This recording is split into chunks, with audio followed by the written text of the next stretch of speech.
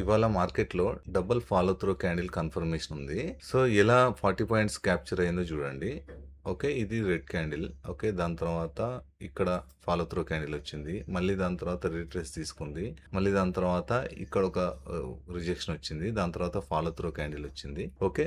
Double time వచ్చింది follow through candle. దాని తర్వాత చూడండి మీరు ఆప్షన్స్‌లో మీకు ఈ క్యాండిల్ అనమాట. ఇప్పుడు ఈ క్యాండిల్ కనబడుతుంది కదా!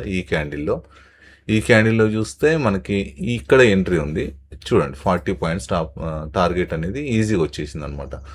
సో, ఫాలో త్రూ క్యాండిల్ అనేది పర్ఫెక్ట్‌గా పనిచేస్తుంది మార్కెట్‌లో, నిఫ్టీలో. సో, మీరు కూడా అబ్జర్వ్ చేయండి. మీరు చూడండి. మీకు ఒకవేళ కన్ఫర్మేషన్ మీకు మంచిగుంది, స్ట్రాటజీ మంచిగుంది అంటే ప్రాక్టీస్ చేయండి డెమోలో గానీ, లేకపోతే వర్చువల్‌గా ఇంకా వేరే సైట్స్ ఉంటాయి పేపర్ ట్రేడింగ్‌వి. వాటిలో ట్రై చేయండి.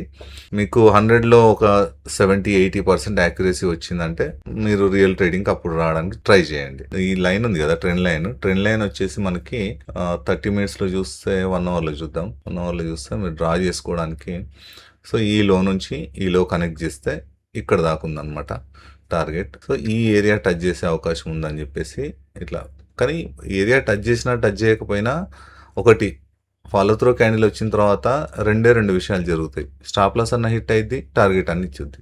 అంతే రెండు విషయాలు జరుగుతుంది. 40 పాయింట్స్ అయితే ఈజీగా ఇస్తుంది.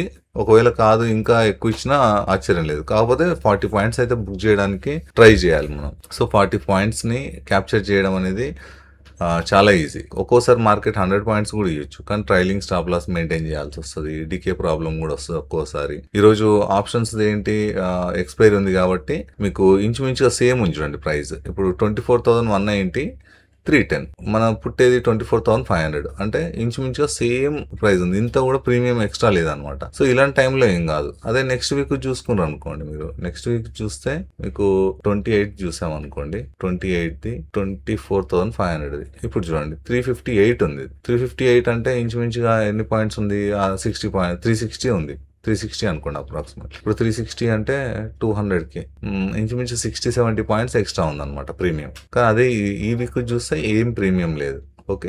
అలాంటప్పుడు డికే ఛాన్సెస్ చాలా తక్కువ ఉంటాయి అనమాట.